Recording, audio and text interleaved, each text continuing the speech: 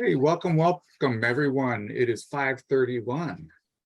We're going to try to get started pretty promptly because we really want to try to limit this to an hour, mainly because out of respect for everyone who's attending, but also out of respect for our ASL interpreter, Betty.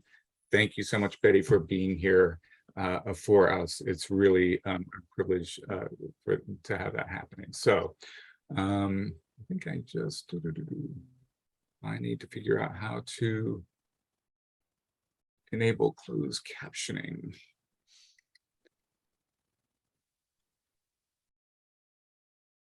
I think I got a message that it was enabled. Oh, good. Sounds like somebody already did it. Yeah, I see that too, Dave. So. Okay, good. So it is happening? Is that what we're sure? Okay. I believe, and it says, I think I saw it say recording is on. So I think we're good across all fronts. Okay. So I'm gonna try to dive right in. My name is David Peaty. I am the board president of PPN, Publishing Professionals Network. Very excited to be here for this session on accessibility and publishing. Around this time, ordinarily, I would spend about 5 or 10 minutes talking about how great Publishing Professional Network is, why you should be a member, all the cool things that we have going on. Next month, we have a book show. It's our 50th book show. And next April, we have a conference. I'm not going to do that, even though I just did. I'm not going to do that. We're going to really just try to dive right in. We are really fortunate to have an ASL interpreter. Betty Hansen is here, and we're keeping everybody muted. We are asking that you save your questions if you can until after the presentation is done, so that we don't have to go back through the chat too far in order to unearth your questions. So we have pretty descriptive bios in the Eventbrite signup, so I'm not going to spend a lot of time reintroducing folks from BookShare who are here tonight to share with you their knowledge, expertise, and experience around accessibility. I'm going to unspotlight myself and turn it over to Pamela Berkman.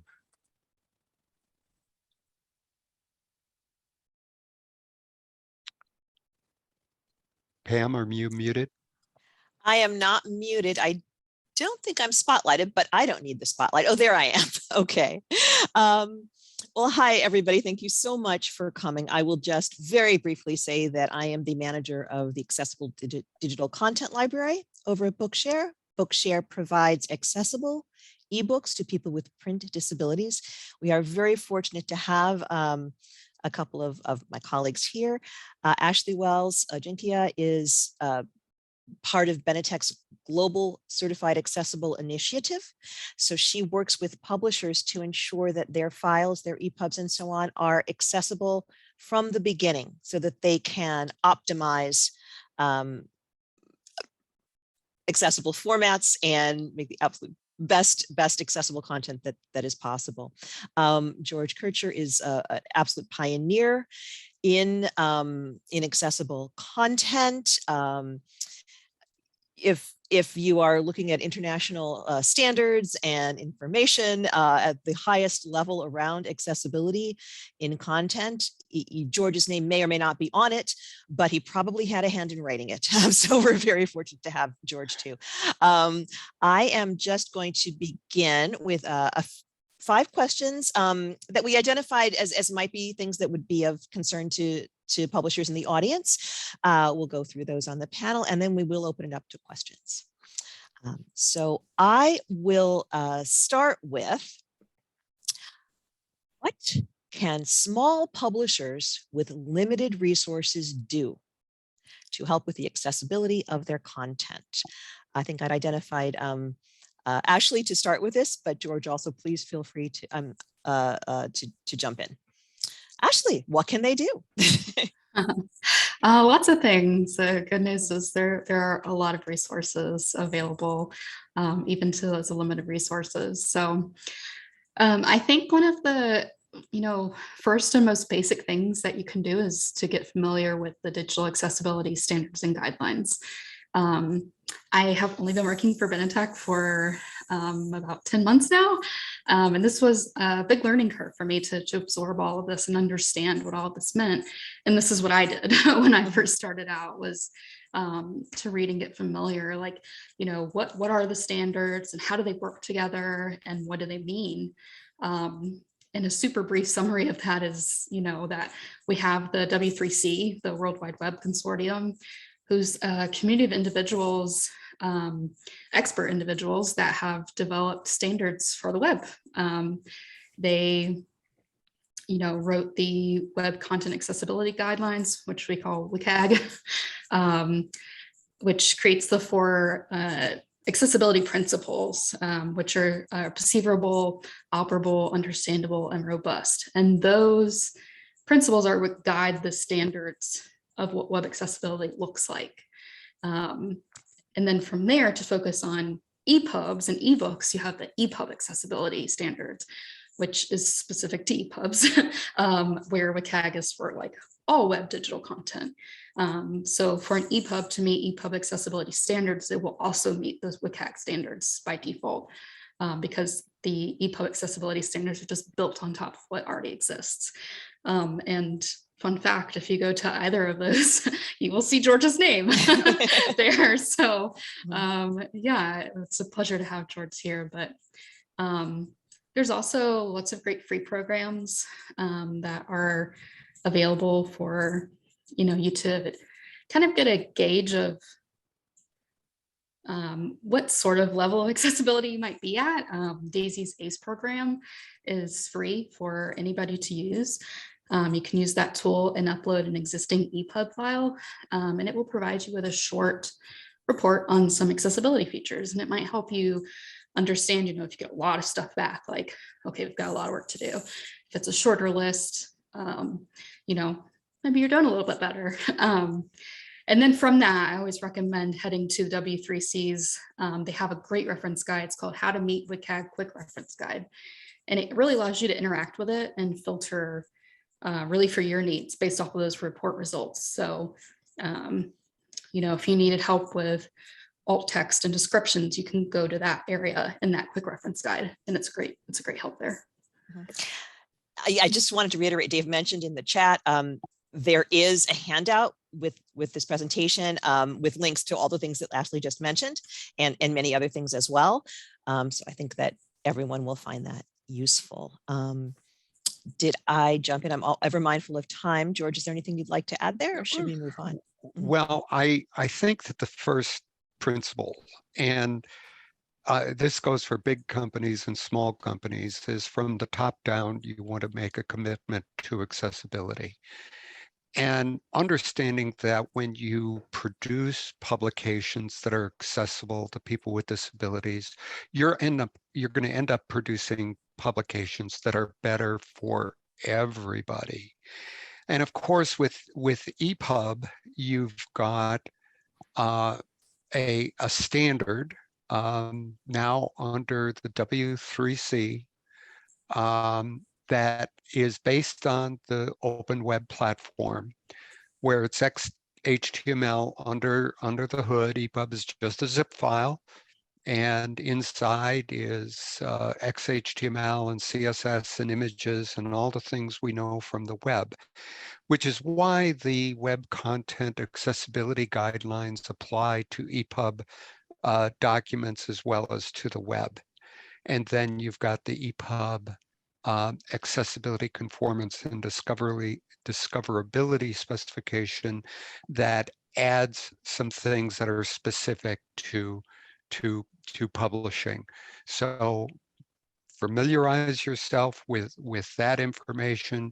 Have a person on your staff just become the accessibility advocate for the company and getting support from the highest levels everywhere, and then start learning. And this resource sheet we'll be sending out is really good.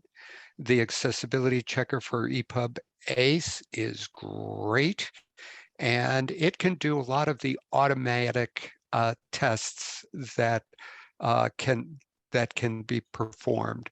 But then there are manual tests that need to be reviewed, and happily, ACE produces a JSON report that can be uploaded to SMART, another tool that's available from the DAISY Consortium. Right now, it's limited use. I don't know how many a month you can do, but you heard it here first, that I'm not supposed to announce it, so don't spread it, but it's going to go freely available. But you open that, you upload that JSON report, and it provides a checklist for manual testing. And these checks, like images, is this alt text really, is it good alt text related to this image, and not just some alt text that somebody just typed in that is meaningless.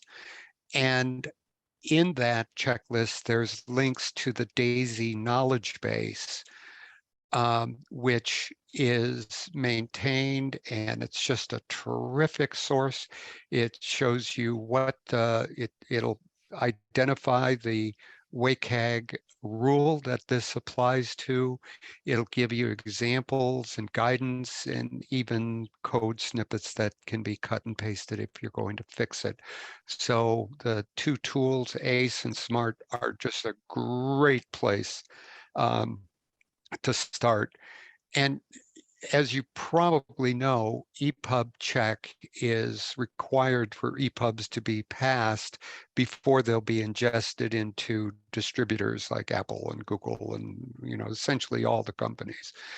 And I would recommend that you run ACE through all of your books before you put them out there. Make sure that there's no errors, and that the accessibility metadata is present, so that we can learn about how great of a job you did with the accessibility of this title.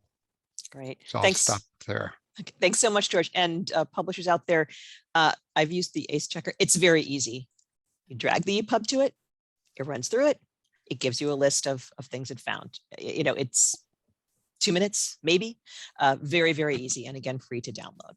So, okay, question 2. Just a few examples of best practices for individual publishing professionals. What could a designer, an editor, or a marketer maybe do to just help as they work on the content to help make it more accessible? Again, I thought we'd start with Ashley, and George, chime in as you like. Yeah, so I mentioned earlier that I was new to Benetech in the accessibility world, but this is what I did prior to that, working in publishing. I was actually a graphic designer, worked in cover design and book layout and things like that. So I have lots of thoughts about this. I've limited it to 4.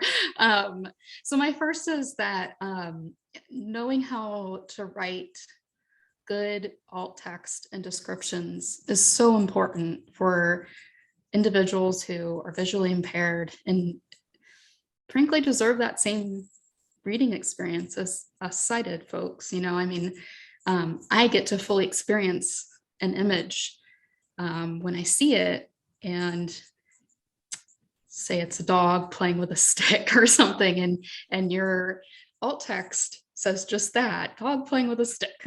Well, a visually impaired person, isn't getting all of the other details that are there in that image, and they should. And as a production team, your company has worked hard to produce this book, and it's important to make sure that everybody can consume it and use it in the same way, I think.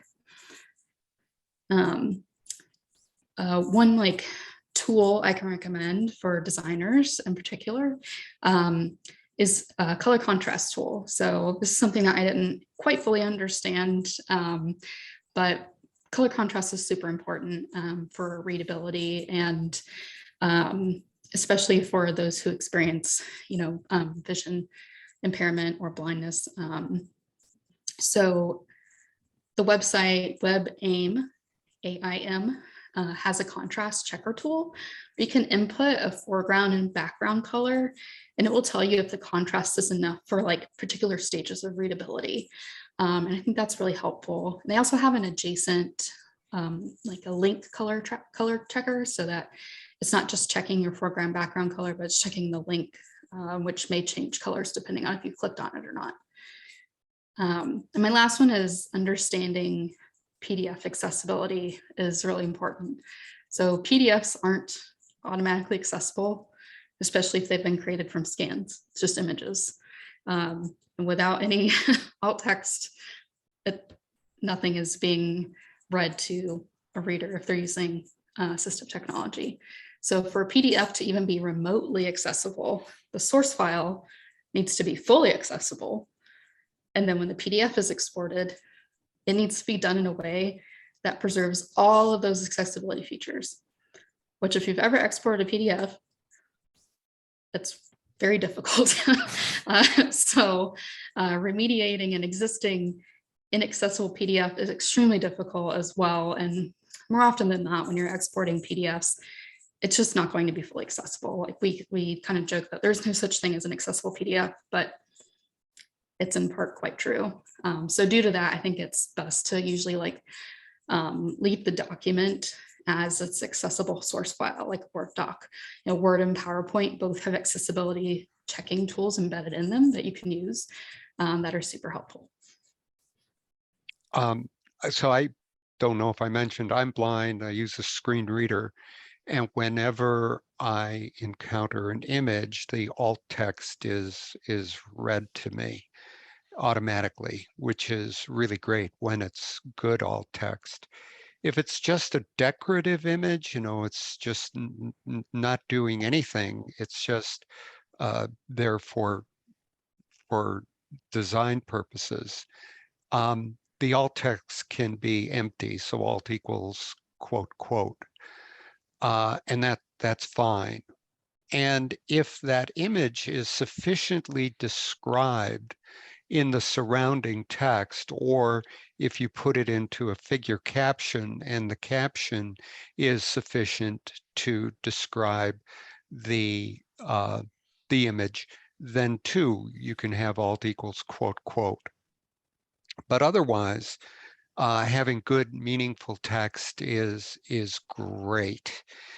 And if you've got documents that have an image that delivers a lot of information, and you cannot effectively read the book or content or article, whatever it is, without understanding that image, then it probably requires an extended description, a long description.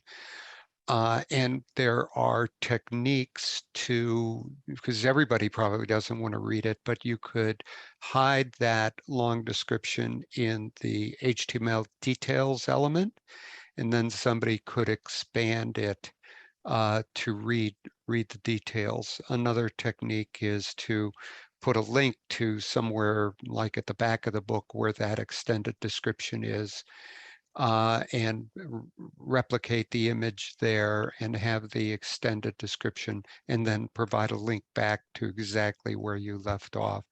Those are two techniques. Headings are super important for structure because people want to navigate documents, and I can just press H and go to the next heading, or I can go press number 2 and go to the next second level heading. So you want to put in your headings and nest them properly.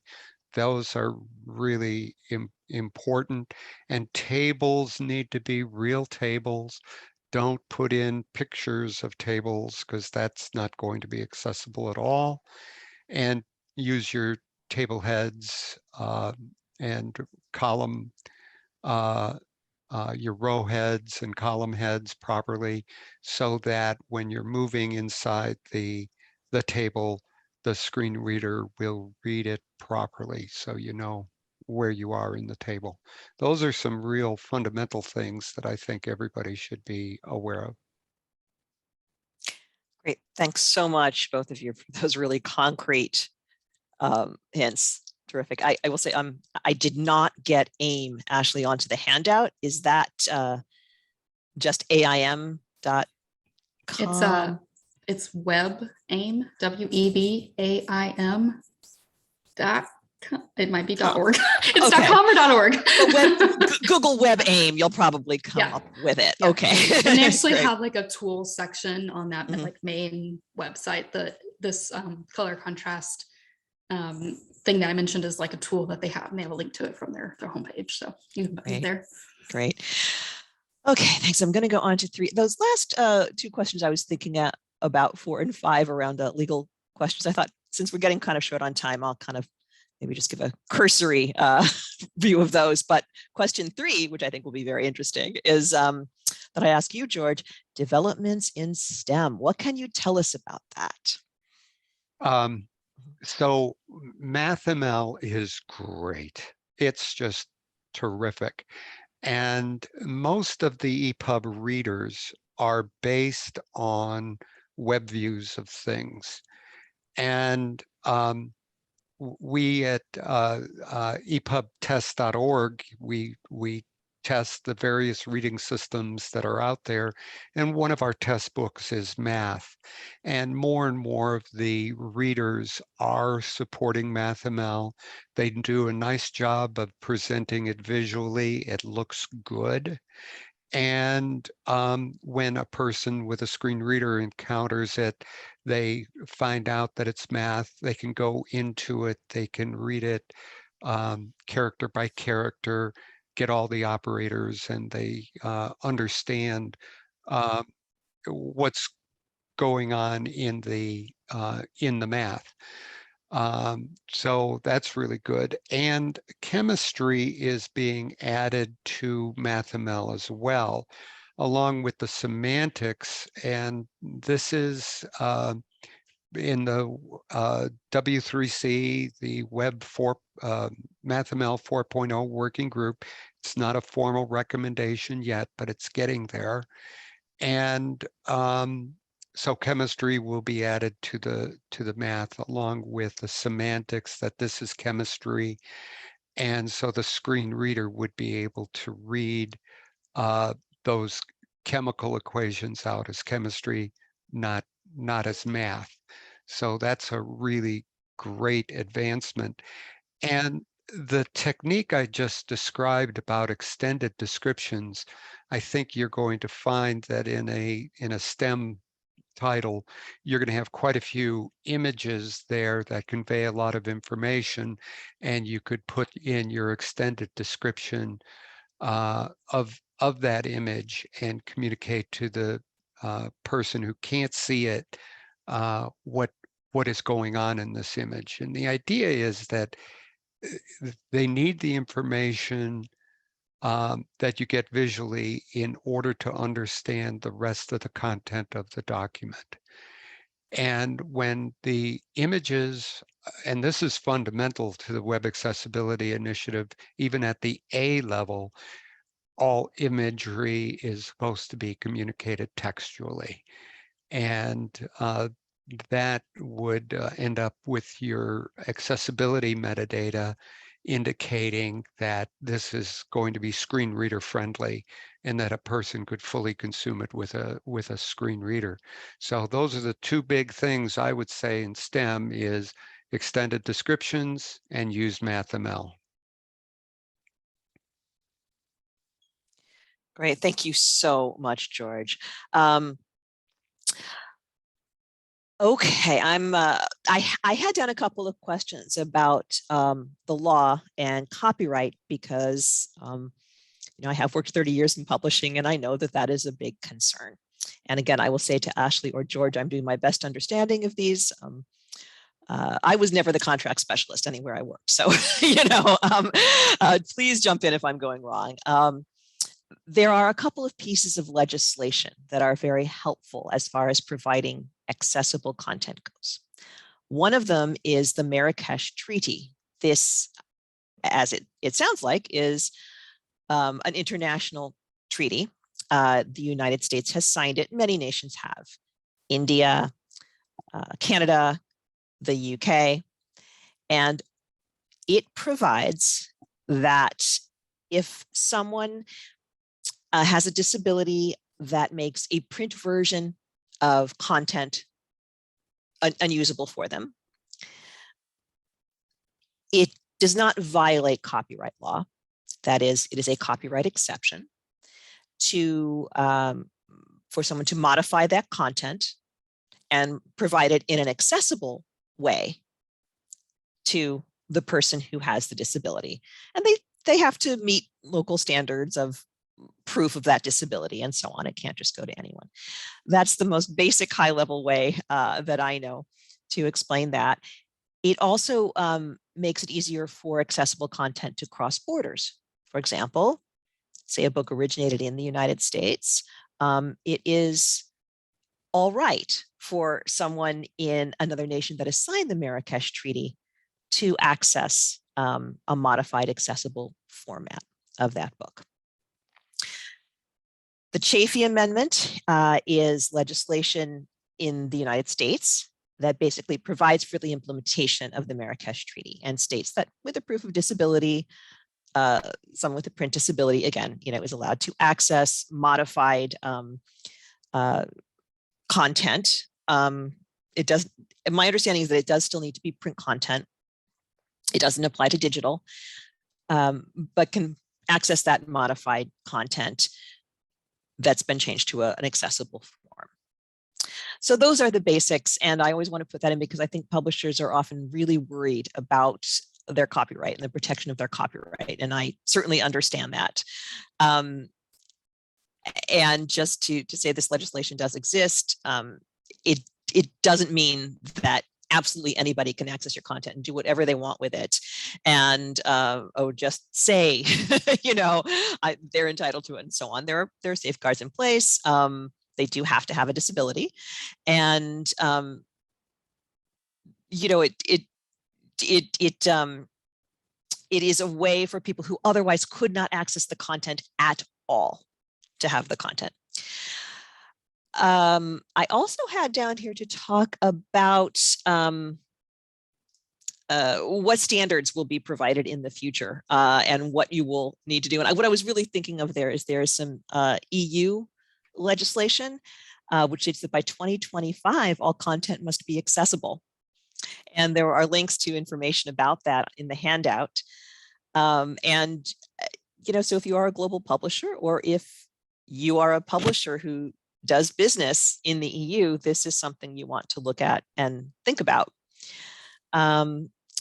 George or Ashley, do you have anything to add to what I said there?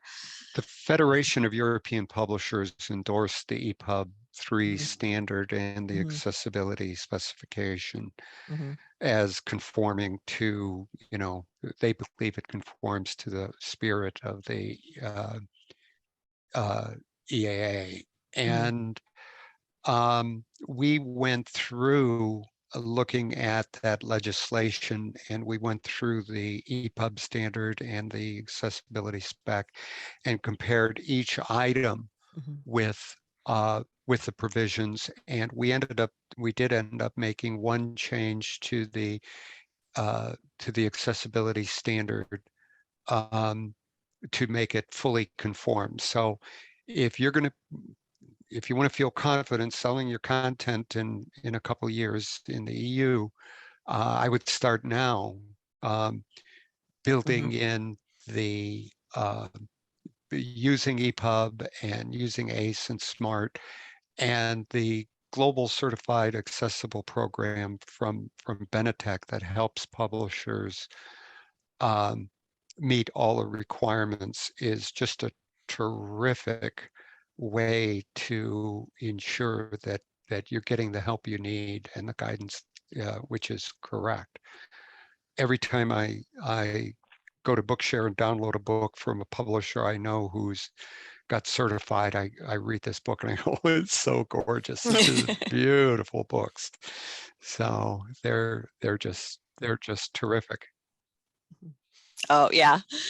Thank you. And I see Ashley just put the link there in the chat, and Ashley is the person to talk to. And yes, it's a marvelous program. So thank you, George. I'll also just let people know there have been some links put in the chat to WebAIM.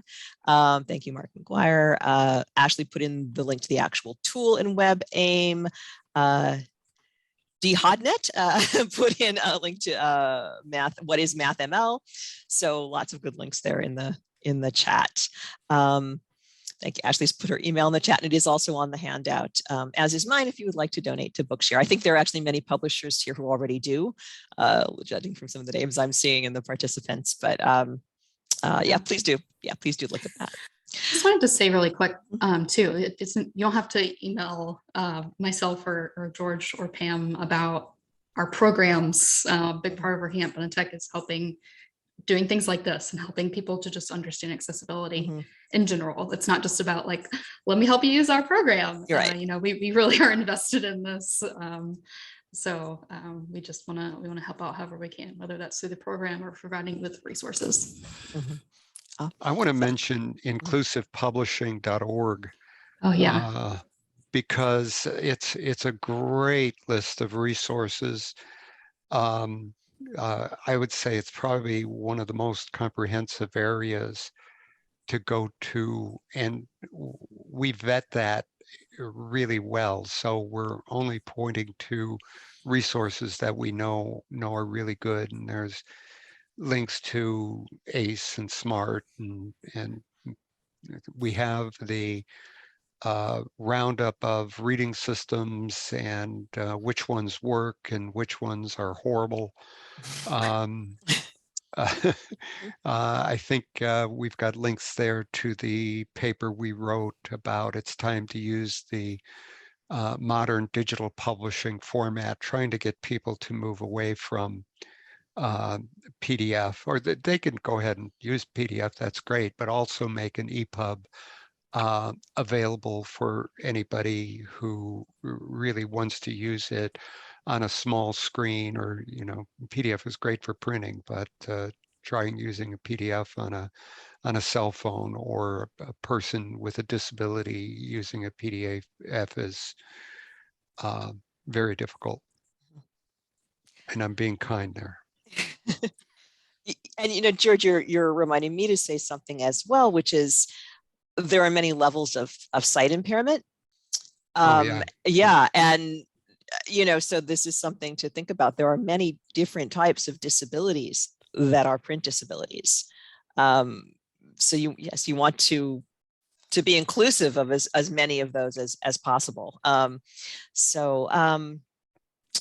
Okay. If in the chat was yeah. just a question about the Kindle. So now Amazon is accepting EPUB and has been endorsing the EPUB 3 standard as the ingestion file for them.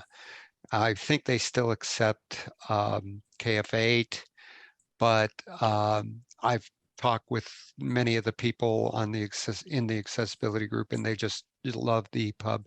It's not being pushed through directly, much as it is with other systems. They ingest it, chew it up a little bit, and spit it back out, and it does frustrate publishers many times in some of the things that are done, but they're endorsing the EPUB standard as well. And Amazon's a big player who's going to be a big player in the EU Accessibility Act as well. And we also test the Kindle players at epubtest.org. I want to put in a pitch for Thorium, Thorium like the element, Thorium. It's open source, it's freely available, it's on Windows, Mac, and Linux, and it is just a go-to program on the personal computer platforms. It's just terrific. You can get it from the Microsoft Store, or you can Google the Thorium and download it from their GitHub repo. Any of those are good, but I would highly recommend using it and to proof your ePubs. Oh, and while I'm at it, Word2Epub is just a wonderful tool that produces excellent accessible EPUB. It runs ACE after it builds the EPUB. It you use the word accessibility checker to make sure that your document conforms. And then, and if your heading structure is good and you've got all text on your images, Word to EPUB will build that EPUB in about 30 seconds. Okay, I think that was a great segue, George. That was the first question we had in the chat. So I said, let's move on. I think we're ready. We're ready to throw things open for questions. Great. Well, if you could put them in the chat, I'm gonna, I'll step out of the way, but I just do want to interject for those of you who are planning on watching the recording or are watching this as a recording. We will be putting all of these amazing number of resources and the descriptions in the description of the video as well. So be sure not just to watch the video, but to look at the description, and we'll have all that information there. Great. Thanks, David. Okay. I know that I have a question, and since I have an open mic, I'm going to go ahead and just jump in because I don't see anything in the chat. Yeah, nobody typed in there yet. Yeah. So one of the things, of course, is something that you touched on at the beginning of this, which is the buy-in factor, right? So you have people, a lot of different people in a lot of different roles at any given company. Sometimes it's one person with multiple roles, this depending on the size of the organization. But sometimes you sort of get this thing that says, yeah, let's do it as long as we don't have to, it doesn't cost us anything. It's that sort of bottom line approach to thinking about it, and kind of, I hate to use this, but the short-sightedness of that, and not understanding that you're limiting your markets, that there's a huge market for people. And I'm wondering if you have any resources that will act as sort of a persuasive a pitch to someone who is either doing the bean counting or holding the purse strings around the decisions, that not only talk about, yes, this is the thing we want to make, we want to do something accessible, and here's how we're going to incorporate it into our existing workflow. I would say that if you could get alt text in as early as possible to the person who's closest to knowing why that image is there, that would be, that seems to be the best practice these days. The publishers are getting that alt text in. They're not doing it as an afterthought. When you build and design from the ground up to be accessible, it's always cheaper than trying to retrofit anything. And unfortunately, with PDF, you're almost always retrofitting, and it can be enormously expensive. But here, with the EPUB workflows, you should be able to build that kind of thing in at the beginning. Mathml, most of the programs that are used, that have been used in publishing for math, are based on Mathml, and then they produce an image that gets put in the book. Well, geez, the Mathml's right there. Let's get that Mathml into the document and not images of documents. So if you design properly, you're going to reduce your costs. The other thing is that depending upon the market you're in, some companies, schools, really cannot use content unless it is accessible. A university, if they pick a book for a course and it's not accessible, the university has the responsibility to convert that book and make it accessible. And what we're encouraging higher ed to do is just not buy books that are known to be inaccessible. And this is where the accessibility metadata that we've been promoting comes in, so that you can see that the book is accessible. The professor can feel confident that the book could be used by all of their students if that accessibility metadata reports that screen reader friendly. So I think you expand your markets by having born accessible content going through your, and of course, with the once the EAA is in effect, if you're a global player, then you have to. So Thanks, Georgia. We got a question in the chat. Can you discuss the role of the author in the workflow? Yeah, Ashley? I think that's something I can address. Mhm. I think, and I'll preface this to say, I think that the type of content being produced it can matter a little bit here, but in terms of, books with images or descriptive items that need to be, well laid out, I think the author should really be doing those if they can. I mean, they're the source of the image, or they know the source of the image best. I think it's going to be most helpful to the reader to get that information from the author. In terms of what else the author could do, that's a good point. I'm not entirely sure that there's a whole lot else that the author could do on their end. use styles, use name styles. Don't make That's this line 14 point, centered. Use your heading styles, because those get automatically converted into headings in EPUB. And so use your name styles. Use the features of the word processor to create your content. You insert an image. It can either be marked as decorative, or you're going to put in alt text. And I think Word now prompts you for that. Thank God they finally do that. When you do your table heads, use real tables. Just use the basic functionality of the word processing tool. Structure your documents so you've got good heading structures.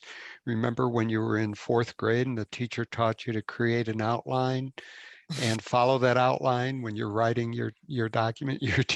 That's the structure of the document. That's the heading structure of the document you want to use. And those are some, very basic writing techniques that everybody should use. I was thinking those are, yeah, exactly, George. I think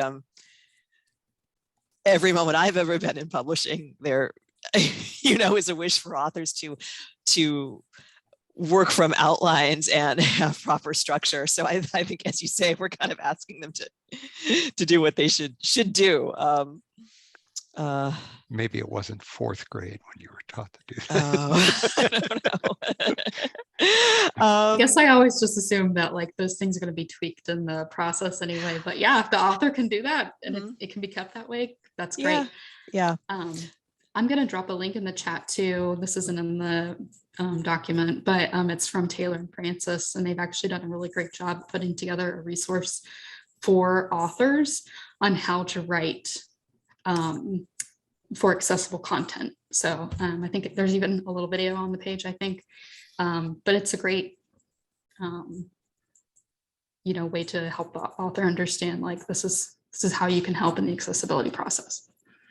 Great, thank you. Yeah.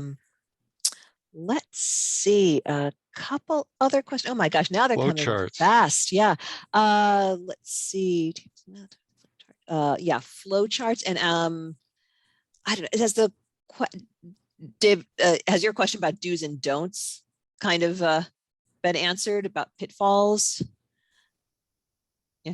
On some great ones here, and I'm sure that the list is longer, the do's and don'ts list, and I'm wondering if there's one out there. Obviously there's a whole program that goes into the details of things, but I think we really certainly want to just come away with are we doing the things that we really shouldn't be doing? I mean, and I know when I was asked by a publisher to put the captions in as the alt text, and I tried to explain that's not helpful.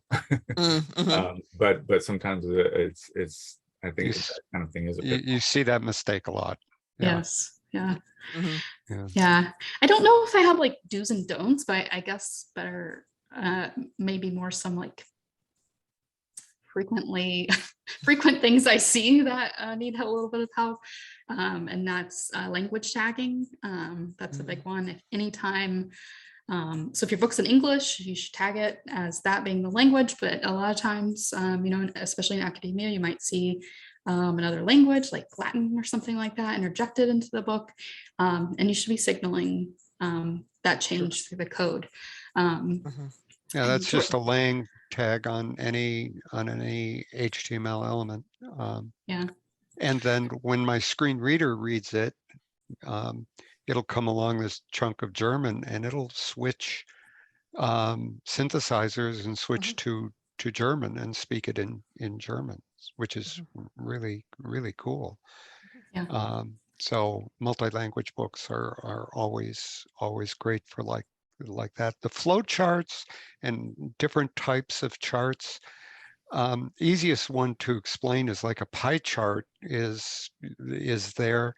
And if underneath the element, you put the HTML details element, and in there, it's easy to translate a pie chart to a table. And for some reason, they wanted to put the pie chart. It's prettier. It may convey information more easily, more graphically than a table, but the table is what's going to work for people with disabilities. And you can hide it in the details. So only if people want it do they need to expand it and read it. Same thing goes for flow charts, and sometimes they can be pretty difficult to describe, and for the blind person reading it, difficult to understand. But you'd be surprised how long we spend reading some of these things until we kind of get it. There are opportunities for blind people to get a hold of different type of tactile supports and things like that, like 3D models of things that help with molecules and things like this. So but the basic thing is the best practice right now is to try to write out a good description. Pretend that you're talking to somebody on the phone and you're describing this image to them, and type that in. Okay, thanks. Let's see, I'll move on to the next question. Having a dedicated person for accessibility is ideal, but for those companies that aren't there yet, where should a publisher start? What's the first how-to document or web page to read to target the initial efforts? What's the first thing? Ashley and George. I think this is a good plugin for the site that George mentioned earlier, which I meant to mention and didn't, which is Inclusive Publishing. It's a really great resource, you know, created just for publishers to figure out, you know, what needs to be done and where they can start. Okay. You know, everybody's computer has a screen reader built into it. You could, if you've got an iPhone, you could say, Siri, turn on VoiceOver, and you could start using a screen reader and playing with it. Make sure you remember to tell Siri to turn off the screen, off VoiceOver, because it could it'll make you crazy the first time you try it. But I know a lot of people who have gotten interested in it and say, okay, I get it. And yeah, I've done a whole bunch of videos. Where are they? They're out on YouTube. They're out on the Daisy YouTube channel, where I've demonstrated like thorium and things like that. I think they're linked to from the Inclusive Publishing website. I'm sure they are, but you can, you know, kind of get an idea of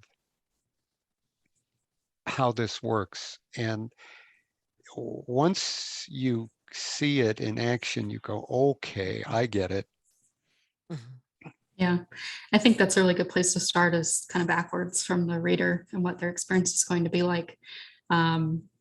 You know, I mentioned earlier, I'm new to the accessibility world, and that's one of the first things that George recommended I do. So I did.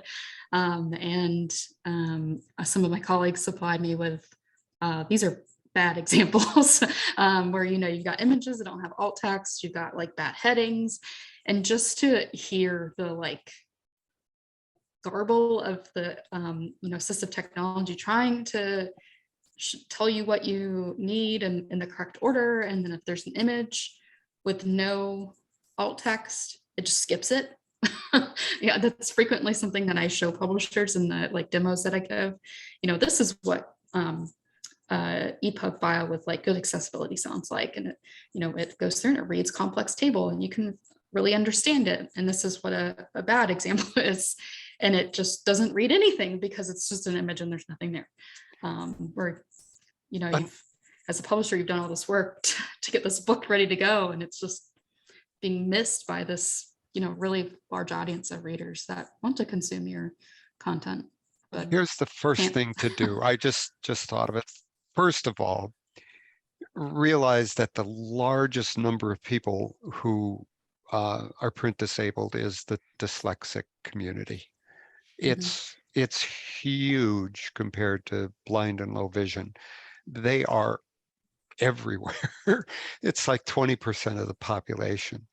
And the reading systems nowadays, Thorium, Red Shelf, Vital Source, many of them have the read aloud function.